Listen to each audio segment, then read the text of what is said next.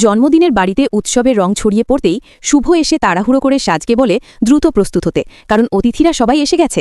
সাজ আশ্বাস দেয় কয়েক মিনিটের মধ্যেই নামবে, কিন্তু শুভ নিচে নামতেই চুপিসারে আরিয়া এসে সাজের পোশাক আর ফোন নিয়ে দরজা বাইরে থেকে লক করে দেয়। কিছুক্ষণ পরেই মুখে মাস্ক লাগিয়ে সাজের পোশাক পরে সে সবার সামনে হাজির হয় এবং উচ্চস্বরে গান বাজনার মধ্যে অদ্ভুত আচরণ শুরু করে। উপস্থিত সবাই তাকে সাজ ভেবে হতভম্ব হয়ে যায়, কেউ কেউ বিরক্তিও প্রকাশ করে। কেশব বিস্মিত হয়ে শুভকে প্রশ্ন করলে শুভ দৃঢ় গলায় জানায় তাদের পরিবারের মেয়েরা এমন ব্যবহার করতে পারে না, নিশ্চয়ই এর পেছনে অন্য কারো হাত আছে। ঠিক তখনই উপরে থেকে ক্ষীণ চিৎকার ভেসে আসায় শুভ দৌড়ে গিয়ে দরজা খুলে দেখে ভেতরে আটকে থাকা আসল সাজ কাঁদতে কাঁদতে সব ঘটনা জানায়। নিচে মিনওয়াইল আরিয়া তার বন্ধুদের ডেকে পার্টিকে আরও বিশৃঙ্খল করে তোলে এবং ইচ্ছে করেই সাজের নাম লেখা কেক ফেলে দেয়, যাতে পরিস্থিতি পুরোপুরি তার বিরুদ্ধে যায়। রাধারানী বাধা দিলে আরিয়া নিজের অসহায়তের গল্প শোনায়। সে নাকি এখনও স্বাধীন নয়, সবসময় অন্যের উপর নির্ভরশীল। ঠিক সেই সময় আকাশের ফোন আসে। বাইরে গিয়ে আরিয়া গোপন কথা বলতে থাকে।